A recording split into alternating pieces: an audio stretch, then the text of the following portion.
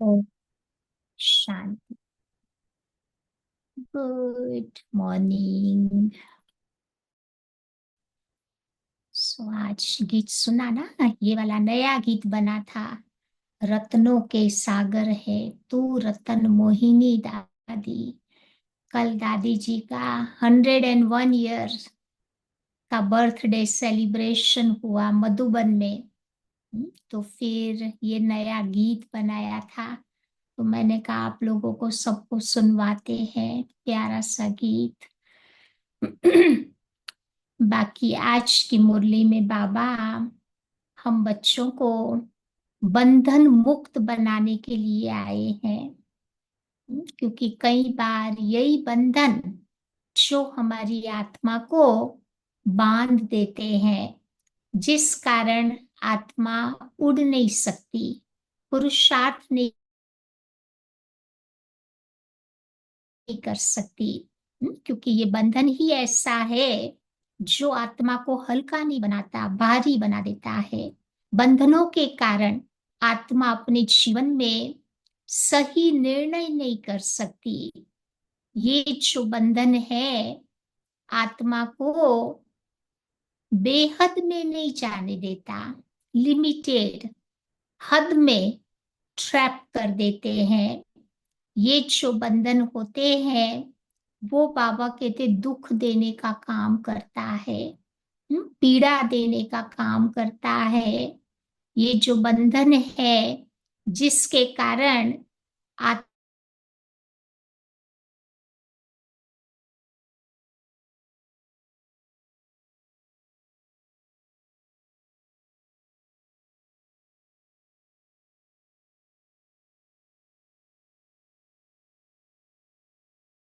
को मिलता कुछ नहीं है, क्योंकि आत्मा बंधनों में बंधी हुई है। इसलिए बाबा कहते हैं कि बच्चे उड़ता पंछी बन जाओ। जो पंछी होता है उससे कोई बंधन नहीं होता, उसे कुछ भी नहीं चाहिए। जो पंछी होता है वो बाबा कहते हैं कहाँ पर भी उसकी आसक्ति नहीं होती, लगाव नहीं होता, कहाँ पर भी उसका मोह नहीं होता, कहाँ पर भी उसका आकर्षण भी नहीं रहेगा। कोई जंजीर नहीं होती, कोई उनको झुकाव लगाव नहीं होता, उनको कोई बेड़िया बंधी हुई नहीं होती है। आजाद पंछी। तभी तो कहते हैं ना कि पंछी उड़ता भला, साधु चलता भला, और नदी बहती भली। ये तीनों में से भी कोई रुक जावे तो उसकी वैल्यू कम हो जाएगी। इसीलिए बाबा कहते हैं कि हमें भी ऐसा उड़ता पंछी बनना है, बहती नदी के समान बनता रहना, बनना है। क्योंकि ये होता है। और जैसे बॉडी कॉन्शियसनेस आया तो क्या होगा, हमारे मन में एक एक विकार आने शुरू हो जाते हैं, और उन विकारों के कारण आत्मा ट्रैप्ड हो जाती है। तो सबसे बड़ा बंधन है देह अभिमान का बंधन। फिर बाबा कहते हैं देह भान का बंधन, कि मैं स्त्री हूं, फलाना पुरुष है। तो ये जो देह भान की स्मृति आती है वो भी एक बंधनों का काम करती है, कि भाई मैं बहन हूं, भाई हूं, लिमिटेड चीजें ही हम कर सकते हैं, इससे आगे नहीं जा सकते। तो आत्मा वहां पर भी बांध देती है। फिर कभी कभी स्थान का बंधन आ जाता है, कि भाई इसी स्थान पर हम रहे हुए हैं, ये स्थान ऐसा है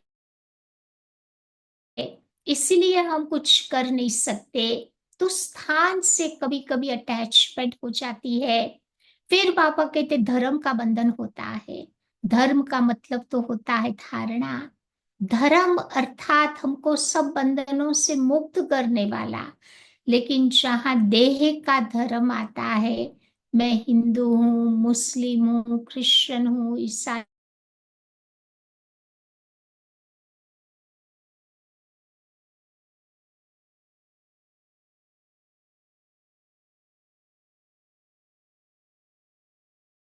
पूरा विश्व मेरा परिवार है। हम एक बाप के बच्चे, आपस में भाई भाई है। वो भातृत्व की भावना, वसुधैव कुटुंबकम की भावना को शरीर के धर्म जागृत नहीं करने देते हैं। फिर बाबा कहते देह के संस्कारों का बंधन, चलते चलते कोई पुराने संस्कार हमारे आत्मा पर हावी हो जाते हैं। उन संस्कारों के बंधनों में हम बंध जाते हैं। फिर हमारा पुरुषार्थ रुक जाता है, फिर आगे नहीं बढ़ पाते हैं। फिर बाबा कहते भाषा भी तो एक बंधन का काम करती है ना।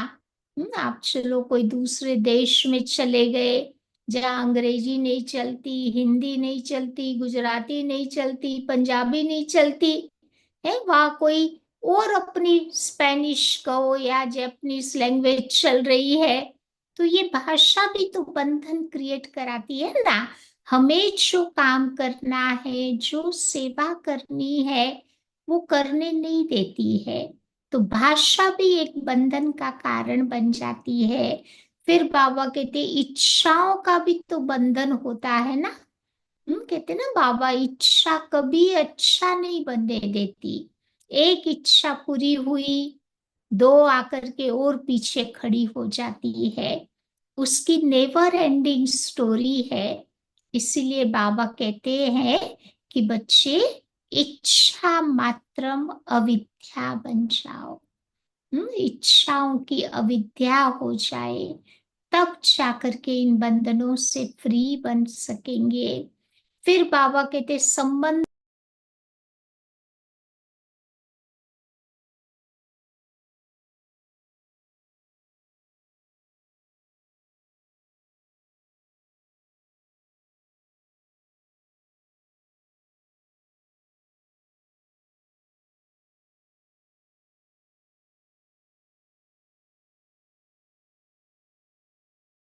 सीन में, वही फीलिंग्स में, तो फिर हम आगे नहीं बढ़ पाते हैं। तो ये पापा कहते कभी कभी स्मृतियों का भी बंधन, अगर पुरानी स्मृतियां है तो मुझे उससे लेट गो करके प्रेजेंट में जीने का अभ्यास करना है।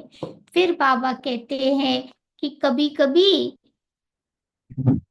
देह का सुख देने वाले साधनों का भी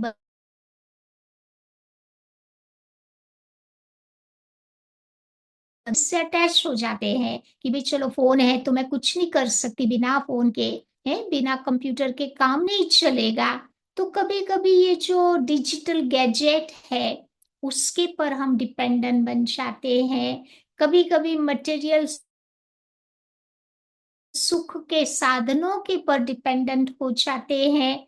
लेकिन बाबा कहते उस समय में जितनी जितनी साधना हमारी बुद्धि में होगी, उतने उतने बाबा कहते इन साधनों से हम उपराम होते जाएंगे। और आत्मा बंधन मुक्त बन करके जब चाहे तब बाबा के पास उड़ सकती है। जब चाहे तब बाबा से सर्व प्राप्तियों का अनुभव करके बाबा के दिल तख्त नशीन आत्मा बन जाती है। तो आइए सुनते हैं, आज की बाबा की मुरली है 26 मार्च की। तो आज बाबा कहते मीठे बच्चे, तुमने बाप का हाथ पकड़ा है। तुम गृहस्थ व्यवहार में रहते भी बाबा को याद करते करते तमो प्रधान से सतो प्रधान बन जाएंगे।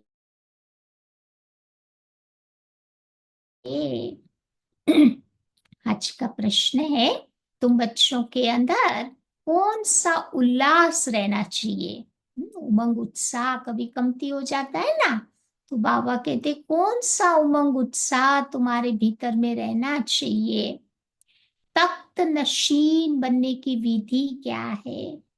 तो बाबा कहते बच्चे सदा उल्लास रहे कि ज्ञान सागर बाप हमें रोज रोज ज्ञान रत्नों की थालियां भर भर करके देते हैं। एक भक्ति का चित्र है, उसमें बताया है कि देवी देवताएं समुंदर से आते हैं, हाथ में थालियों में रतन बहुत सारे दिखाए हैं, थालियों में रतन भर भर करके वो ले करके आते हैं। तो वो संगम युग की यादगार है कि बाबा ज्ञान का सागर जब धरती पर आता है तो हम बच्चों को रोज नई नई ज्ञान की बातें सुना करके ज्ञान की थालियां हमें भर भर के देता है। तो जितना तुम बच्चे योग में रहेंगे उतना बुद्धि कंचन होती जाएगी। कंचन माना सोने जैसी बुद्धि हमारी होती जाएगी। ये अविनाशी ज्ञान रतन ही तुम्हारे साथ चाहते हैं। तख्त नशीन बनना है तो मात पिता को फॉलो करो, उनकी श्रीमत अनुसार चलो, औरों को भी आप समान बनाओ। नहीं, मंदिर में हम पहले जाते थे तो क्या करते थे, प्रसाद मिलता था, प्रसाद घर के सब लोगों को बांट करके फिर हम खाते थे। तो ऐसे बाबा कहते कि जो प्राप्ति का अनुभव बाबा ने मुझे कराया वो प्राप्ति का प्रसाद मुझे भी सबके साथ शेयर करना है, जिसको बाबा कहते हैं सेवा करना। ओम शांति। तो रूहानी बच्चे इस समय कहाँ बैठे हैं? कहाँ बैठे हैं?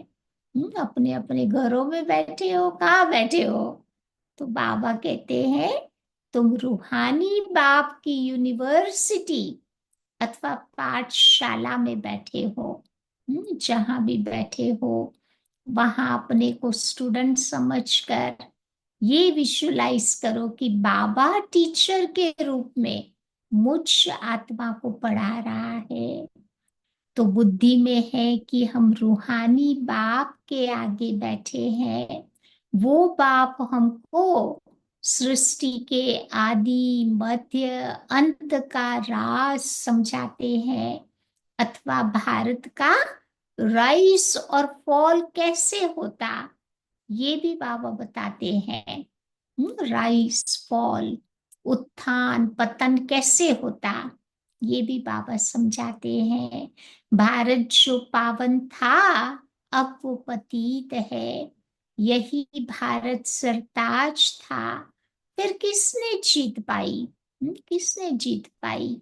तो कहेंगे रावण ने। तो राजाई गवा दी तो फॉल हुआ ना।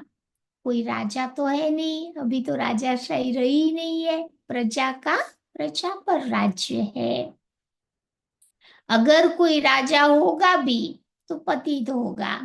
कई लोग अभी भी अपने राजे रजवाड़े के नाम यूज करते हैं, उनके बच्चे हैं, ग्रैंड चिल्ड्रन हैं।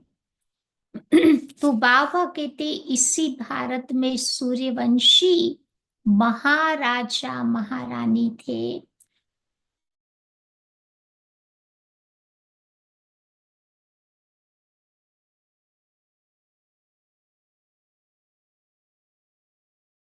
फिर जो त्रेता में आए उनको राजा रानी कहते थे। अब ये बातें तुम्हारी बुद्धि में है, दुनिया में ये बातें कोई नहीं जानता। तुम बच्चे जानते हो कि हमारा रूहानी बाप बैठ हमको पढ़ा रहे हैं। रूहानी बाप का हमने हाथ पकड़ा है। बल हम रहते गृहस्थ व्यवहार में है, परंतु बुद्धि में है कि अभी हम कहाँ खड़े हैं? संगम युग पर। पतित दुनिया से हम चाहते हैं पावन दुनिया में। तो कलयुग है पतित युग, सत्य युग को कहेंगे पावन युग। पतित मनुष्य पावन मनुष्यों के आगे जाकर के नमस्ते करते हैं। मंदिरों में आप देखो देवी देवताएं सब पावन थे ना, तो आज के लोग उनके सामने जाकर के साष्टांग दंडवत प्रणाम करते हैं, नमस्ते करते हैं। है तो वो भी भारत के मनुष्य, परंतु वो थे दैवी गुण वाले। अभी तुम बच्चे जानते हो, हम भी बाप के द्वारा ऐसे दैवी गुण धारण कर रहे हैं। सतयुग में तुम बच्चे ये पुरुषार्थ नहीं करेंगे, दैवी गुण धारण करने का पुरुषार्थ सतयुग में नहीं करेंगे, क्योंकि वो प्रारब्ध हो गई। पुरुषार्थ अभी करते हैं, तो वहां तो है ही प्रारब्ध, यहाँ पुरुषार्थ कर दैवी गुण धारण करने हैं। तो बच्चों को सदैव अपनी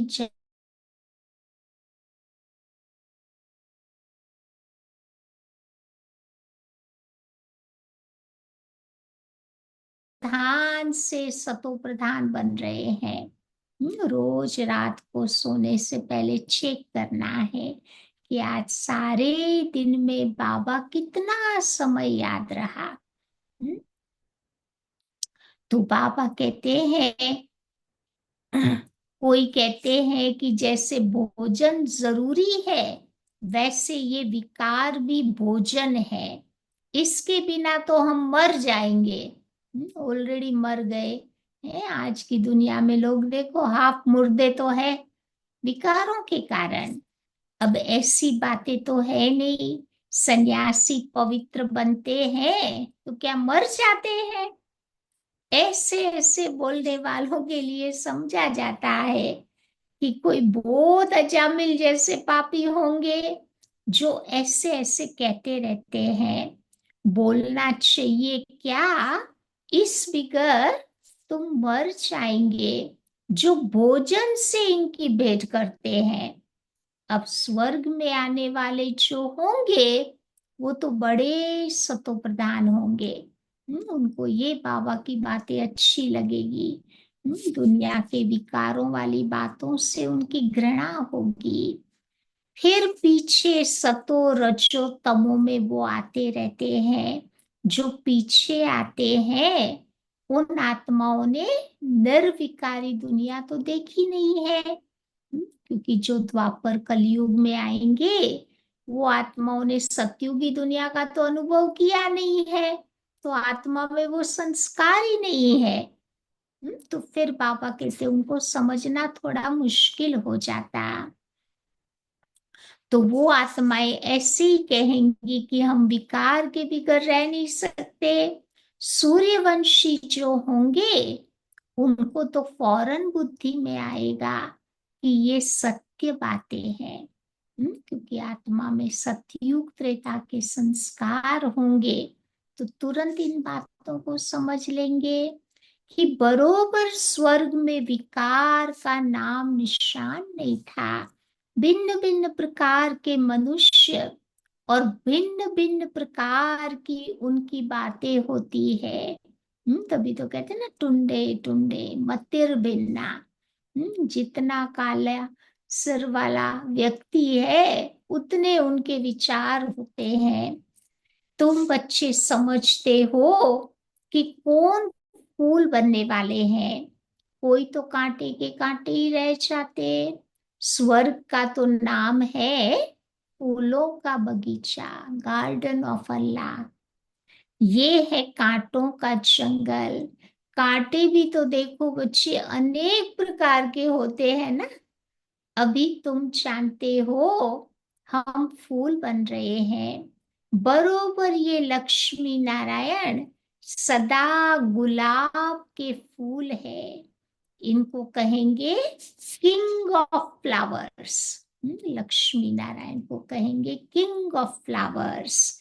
दैवी फ्लावर्स का वो राज्य है, तो जरूर इन्होंने पुरुषार्थ किया होगा, पढ़ाई से वो ये बने होंगे। तुम बच्चे जानते हो अभी हम है ईश्वरीय फैमिली के, पहले तो ईश्वर को जानते ही नहीं थे। बाबा ने आकर के ये फैमिली बनाई है। बाबा ने आकर के ये हमारी जो दैवी फैमिली है ना, वो बनाई है। बाबा पहले स्त्री को अडॉप्ट करते हैं, फिर उन द्वारा बच्चों को रचते हैं। पहले पहले ब्रह्मा माँ को अडॉप्ट किया, तब जाकर के हम मुख वंशावली ब्राह्मण बने। तो बाबा ने भी इनको अडॉप्ट किया ना, तुम सब कहलाए ब्रह्मा कुमार ब्रह्मा कुमारियां। तो ये नाता प्रवृत्ति मार्ग का हो जाता है। सन्यासियों का तो होता है निवृत्ति मार्ग। सब कुछ छोड़ करके जंगल में चले जाते हैं ना, इसीलिए उनका है निवृत्ति मार्ग। उसमें कोई मम्मा बाबा आदि नहीं होते हैं। उनके आश्रमों में भी आपने देखा होगा गुरु शिष्य गुरु चेले का संबंध होता है। लेकिन यहाँ पर तो बाबा प्रवृत्ति मार्ग स्थापन करते हैं। तो बाबा भी है, मम्मा भी है, दादा भी है, सब कोई है बाबा के परिवार में। तो यहाँ तुम मम्मा बाबा कहते हो, और जो भी सत्संग है वो तो सब है निवृत्ति मार्ग के। ये एक ही बाप है जिनको मात पिता कह करके पुकारते हैं। तो बाबा बैठ समझाते हैं कि बच्चे, भारत में ही पवित्र प्रवृत्ति मार्ग था। लक्ष्मी नारायण राम सीता उनको साथ में दिखाते हैं, लेकिन बाबा कहते उनका पवित्र प्रवृत्ति मार्ग था। वहां कोई विकार नहीं थे। बच्चे भी योग बल से जन्मते थे। तभी तो बताते ना, सीता का जन्म कैसे हुआ, धरती से निकली। द्रौपदी का जन्म कैसे हुआ, अग्नि से। वो अ, हवन करते थे, यज्ञ से उसका जन्म हुआ। तो पहले के जमाने में योग बल वाली सृष्टि थी। अभी सारा अपवित्र हो गया है। फिर मैं आया हूं वही प्रवृत्ति मार्ग स्थापन करने। तुम बच्चे जानते हो, हमारा धर्म बहुत सुख देने वाला है। फिर हम और पुराने धर्म वालों का संग क्यों करें? तुम बच्चे स्वर्ग में तो कितने सुखी रहते हो। वहां तो हीरे जवाहरातों के महल होते हैं। यहाँ बल अमेरिका रशिया आदि में कितने शाहूकार है, परंतु स्वर्ग जैसा सुख उनको नहीं मिल सकता। टेम्पररी हैप्पीनेस है ना। तो बाबा कहते सोने के ईंटों जैसे महल कलयुग में कोई नहीं बना सकता। सोने के महल होते ही है सतयुग में। यहाँ बाबा कहते सोना कहाँ मिलेगा। यहाँ तो देखो पहन भी नहीं सकते हैं, तो भी पहन नहीं सकते, लोग लूट जाते हैं। तो बाबा कहते यहाँ सोना है ही कहाँ, वहां तो हीरे जवाहरात सब लगे हुए होंगे। यहाँ तो हीरों का तुम देखो दाम कितना महंगा है, उसमें भी सच्चे हीरे तो कहाँ मिलते हैं देखने को। तो ये तो कलयुग का सब मिट्टी में मिल जाएगा। बाबा ने समझाया है, नई दुनिया में सब नई खानियां भरतू हो जाएगी। अब सब खानियां खाली हो गई है ना, फिर भर जाएगी। अभी तो ये सब खाली होती रहेगी। दिखाते हैं ना कि सागर ने हीरे जवाहरातों की थालियां भेंट की। तो ये संगम की यादगार है। फिर ये सारे माइंस भरपूर हो जाएंगे। हीरे जवाहरात तो तुम्हें वहां ढेर मिलेंगे। सागर को भी देवता रूप में समझते हैं। तुम बच्चे समझते हो कि बाबा तो है ही ज्ञान का सागर। तो सदा अंदर में उल्लास रहना चाहिए। कौन सा उमंग रहना चाहिए अंदर में, कि बाबा हमें रोज ज्ञान रत्नों से जवाहरातों की थालियां भर भर करके देता है। रोज देखो मुरली में बाबा नई नई बातें सुनाते हैं ना। इसीलिए इम्पोर्टेंट है कि रोज की मुरली सुननी है। ये हमारे बुद्धि का भोजन हो जाता है। शरीर भोजन बिना नहीं चलता, ऐसे मन को भी बिना भोजन नहीं चलाना है, नहीं तो दिन अच्छा नहीं जाएगा। बाकी बाबा कहते वो तो सारे हैं पानी के सागर। बाबा तुम बच्चों को ज्ञान रतन देते हैं जो तुम अपनी बुद्धि में भरते हो। तो जितना जितना योग में रहेंगे उतना उतना क्या फायदा होगा? हमारी बुद्धि कंचन होती जाएगी। कंचन माना सोने जैसी, 24 कैरेट। तो ये अविनाशी ज्ञान रतन तुम बच्चे अपने साथ ले जाते हो। दुनिया की माल मिल्कियत तो सारी यहाँ छोड़ के जाएंगे, लेकिन बाबा कहते ये जो रतन बाबा देता है ना, वो हमारे साथ चलते हैं। तो जितना तुम बच्चे योग में रहेंगे, ये अविनाशी ज्ञान रतन तुम्हारे साथ चलेंगे। तुम बच्चों को अंदर में बड़ा उल्लास रहना चाहिए कि बाबा भी गुप्त है, तुम भी गुप्त सेना हो। नॉन वायलेंस, अननोन वॉरियर्स कहते हैं ना कि फलाना बहुत पहलवान वॉरियर्स है, परंतु उनका नाम निशान का पता नहीं है। ऐसे तो हो नहीं सकता। गवर्नमेंट के पास एक एक का नाम निशान पूरा होता है। जितने वो लड़ने वाले वॉरियर्स होते हैं ना, सैनिक, हर एक का नाम पता सारी डिटेल्स उनके पास होती है। लेकिन ये unknown warrior, non violence warrior, ये तुम्हारा नाम है। गुप्त लड़ने वाले तो हम है ना। माया के साथ हमारी लड़ाई है जो हम और बाबा के सिवाय और कोई नहीं जानता। तो सबसे पहली पहली हिंसा है ये विकार, जो आदि मध्य अंत दुख देती है। इसीलिए कहते हैं ना कि हे पतित पावन, हम पतितों को आकर के पावन बनाओ। तो पावन दुनिया में एक भी पतित नहीं हो सकता। ये तुम बच्चे जानते हो। अभी ही हम भगवान के बच्चे बने हैं। किस लिए बने हैं? बाबा के बच्चे किस लिए बने हैं? बाबा से वर्षा लेने के लिए। परंतु देखो ये माया भी तो कोई कम नहीं है ना, हमारी बुद्धि को बाबा से दूर कर देती है। फिर वो चाहती है कि वो मेरे ही बच्चे बन के रहे, भगवान के नहीं बने। तो माया भी कभी कभी ऐसा थप्पड़ लगाती है जो एकदम गटर में गिरा देती। फिर विकार में गिरते हैं तो बुद्धि एकदम शट हो जाती, खत्म हो जाती। तो बाबा तुम बच्चों को कितना समझाते हैं। बाबा कहते बच्चे आपस में देहधारियों से कभी तुम प्रीत नहीं रखो। नहीं तो बंधन बन जाएगा ना। तुमको प्रीत रखनी है एक बाबा से। कोई भी देहधारी से प्यार नहीं रखना है, मोहब्बत नहीं रखनी है। मोहब्बत रखनी है तो एक विचित्र बाप से रखो जिसका कोई देह नहीं है। शिव बाबा पॉइंट ऑफ लाइट है ना, उसका तो बॉडी है ही नहीं। दुनिया में देखते हैं ना लोग कितने अटैच होते हैं एक दूसरों से, फिर वो चले जाते हैं तो वो पागल हो जाते हैं। इसीलिए बाबा कहते हैं ऐसी अटैचमेंट नहीं रखो जो आत्मा को पागल कर दे।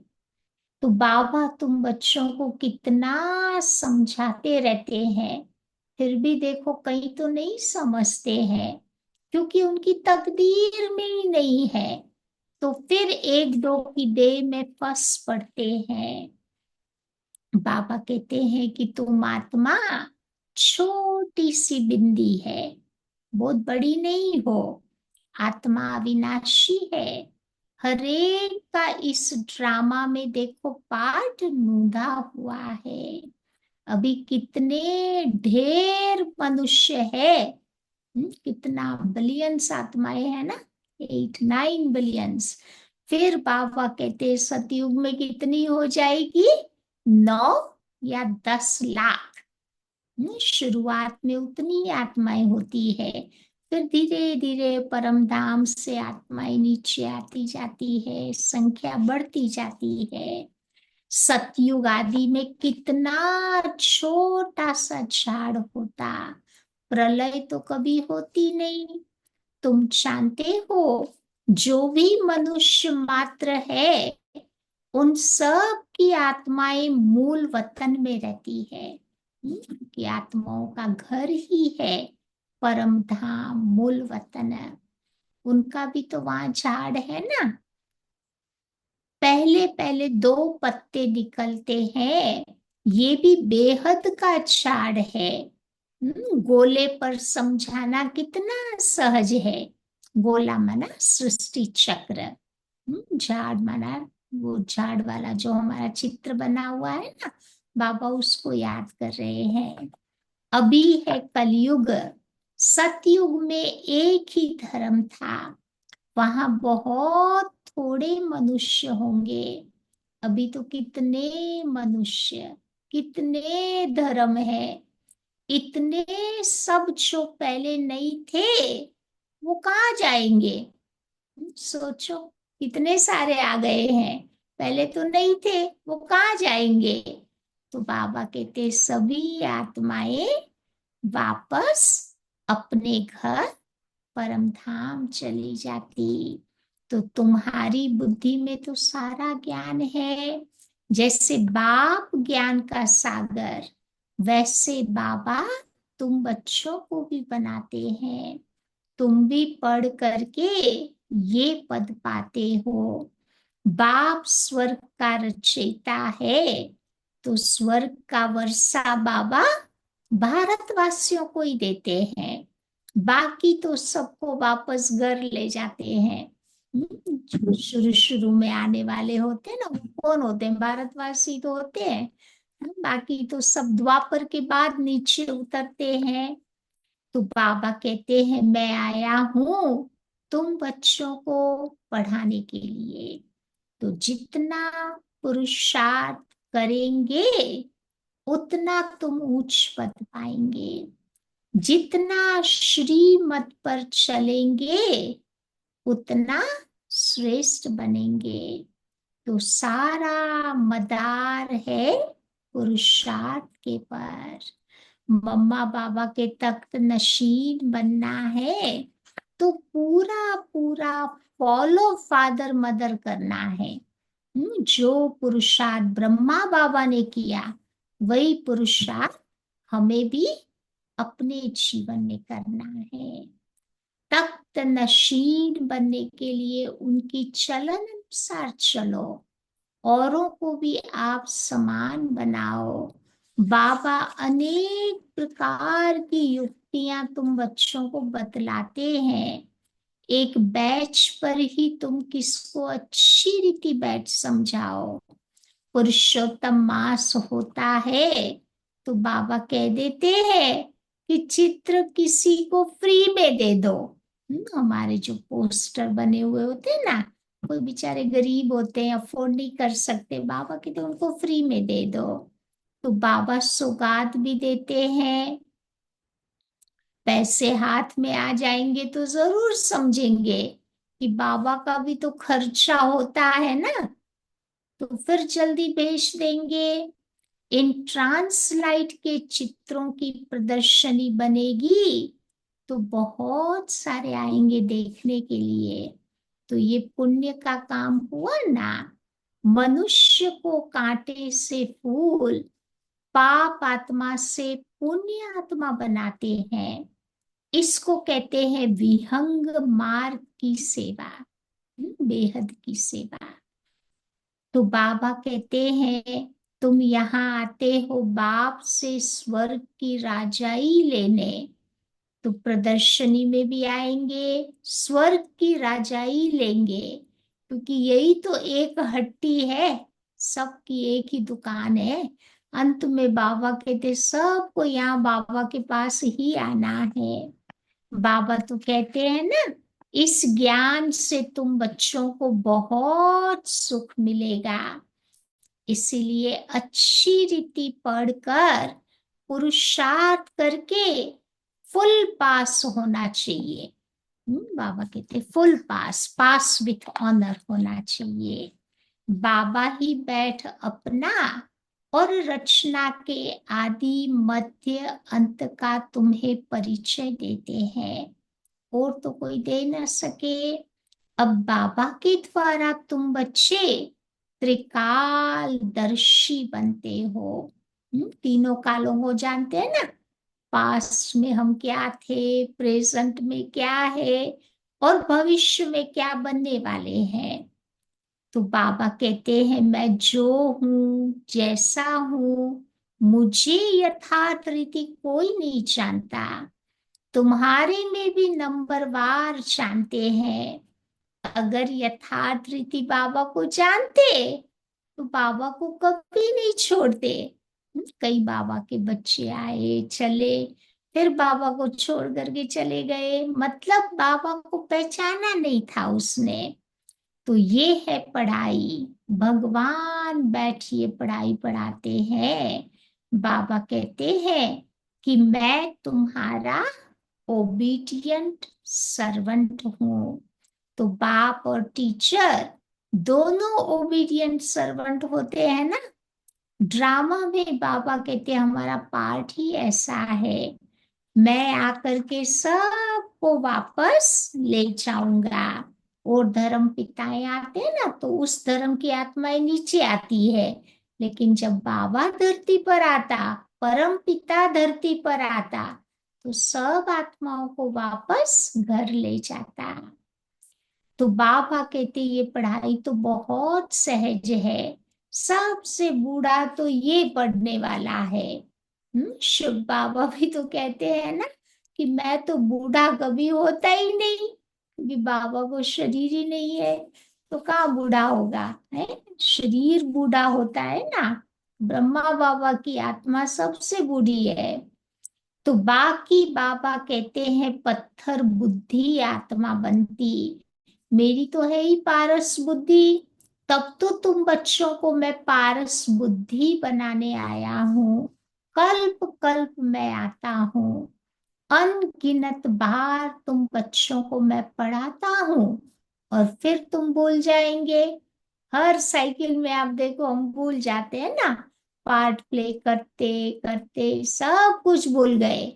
फिर बाबा संगम युग में आकर के हम बच्चों को एक एक बातें याद दिलाता।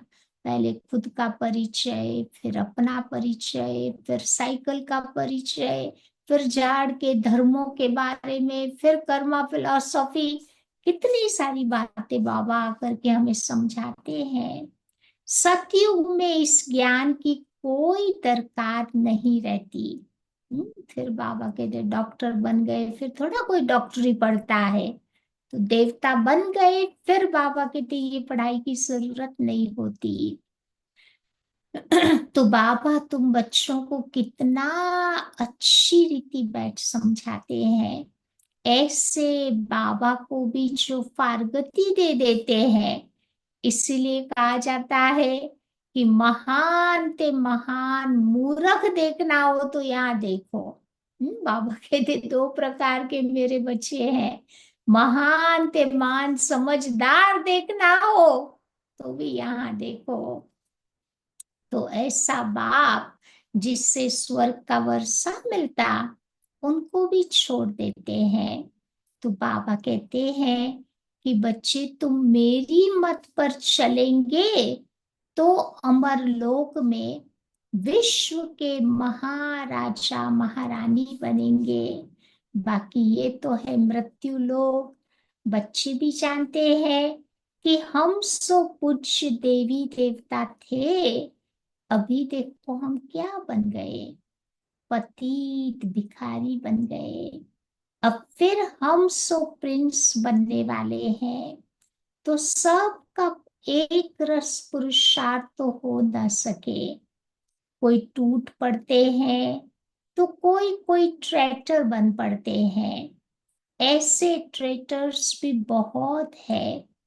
उनसे बाबा कहते तुम्हें बात नहीं करनी चाहिए, सिवाय ज्ञान की बातों के। और कोई कुछ भी पूछे तो समझो ये शैतानी है। ज्ञान की बातें ही करनी है।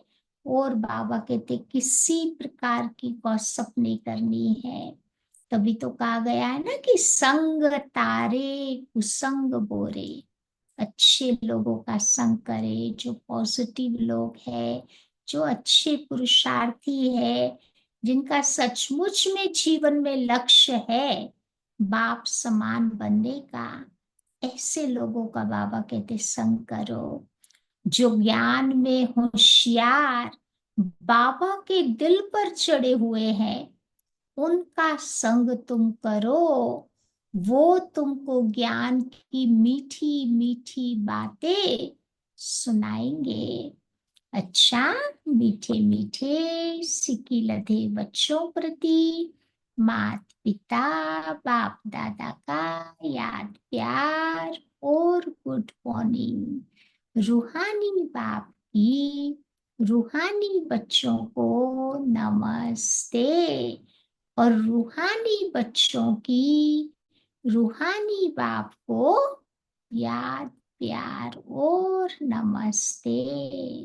आज की धारणा की बातें हैं। पहली बात बाबा कहते हैं, जो देह रहित विचित्र है उस बाप से मोहब्बत रखनी है।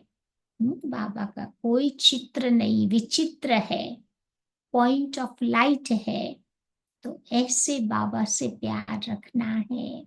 किसी भी देहधारी के नाम रूप में बुद्धि नहीं फंसानी है। नहीं तो वो व्यक्ति चला जाएगा तो बहुत दुख होगा। इसीलिए बाबा कहते किसी भी देहधारियों में अटैचमेंट नहीं रखनी है। माया का थप्पड़ न लगे, ये संभाल तुम्हें करनी है।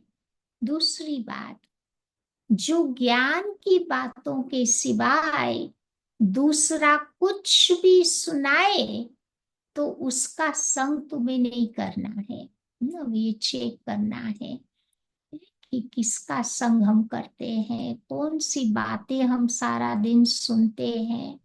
ज्ञान के सिवाय कोई कुछ भी सुनावे तो बाबा कहते उसका संग नहीं करना है। फुल पास होने का पुरुषार्थ करना है। कांटों को फूल बनाने की सेवा करनी है। आज का वरदान है, एक बाप दूसरा न कोई, इस स्मृति से बंधन मुक्त योग युक्त भव। अब बाबा कहते घर जाने का समय है, इसीलिए बंधन मुक्त और योग युक्त बनो। बंधन मुक्त अर्थात लूज ड्रेस, टाइट नहीं। लूज उतारना इजी है, टाइट बड़ा मुश्किल होता है। ऑर्डर मिला, सेकंड में गया। देही अभिमानी की प्रैक्टिस होगी तो 1 सेकंड में बाबा का ऑर्डर आया, बाबा के पास पहुंच जाएंगे। अगर देह भान की टाइट ड्रेस होगी तो उसको बाबा कहते भूलने में ही कितना टाइम चला जाएगा। तो ऐसे बंधन मुक्त योग युक्त स्थिति का वरदान प्राप्त करने के लिए सदा ये वायदा स्मृति में रहे। कौन सा प्रॉमिस हमारा है बाबा के साथ, कि मेरा तो एक बाप दूसरा न कोई। क्योंकि घर जाने के लिए व सतयुगी राज्य में आने के लिए इस पुराने शरीर को छोड़ना पड़ेगा। तो चेक करो कि हम ऐसे एवर रेडी बने हैं या अभी तक कुछ रस्सियां बंधी हुई है। कौन कौन सी रस्सियां जो आपको बताई ना, संबंधों की, साधनों की, देवान की, देह के स्थान की, या तो ये सारी रस्सियां चेक करनी है। ये पुराना चोला हमारा टाइट तो नहीं है। कई बार आत्माभिमानी बनना मुश्किल लगता है, माना देह भान का जो चोला है ना, टाइट है।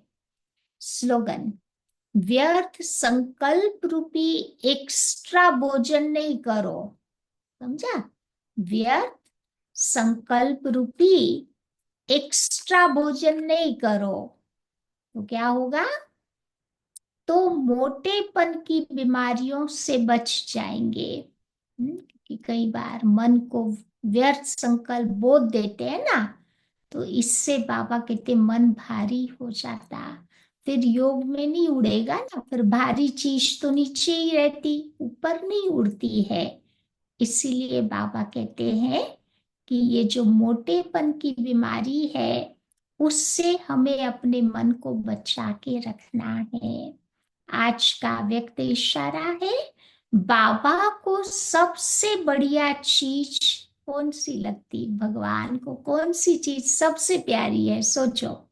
हम्म तो बाबा कहते वो है सच्चाई, है ना, सच्चे दिल पर साहेब राजी। तो वो है सच्चाई। इसीलिए भक्ति मार्ग में भी कहते हैं गॉड इज ट्रुथ, सबसे प्यारी चीज सच्चाई है। इसीलिए जिसमें सच्चाई होती उसमें सफाई भी होती, क्लेanलीनेस भी होगी, वो क्लीन और क्लियर रहता है। तो सच्चाई की विशेषता को कभी नहीं छोड़ना। सत्यता की शक्ति एक लिफ्ट का काम करती है। सीढ़ी फिर चढ़नी नहीं पड़ेगी, लिफ्ट से 1 सेकंड में ऊपर पहुंच जाते हैं ना। तो सत्यता की शक्ति एक लिफ्ट का काम करती है। तो ऐसी सच्चाई सफाई बाबा कहते धारण करना है, तो भगवान के नजदीक, भगवान के दिल रूपी तख्त पर हम बैठ सकेंगे। ठीक है, तो आज सारा दिन चेक करना, कोई बंधन मुझ आत्मा को बांधे नहीं। यानी मेरे को कोई अच्छा काम करना है, अच्छा काम करने में कोई बंधन रुकावट डालता है, तो वो बंधन हो गया, तो वो चेक करना है। ठीक है, तो कल गुरुवार है,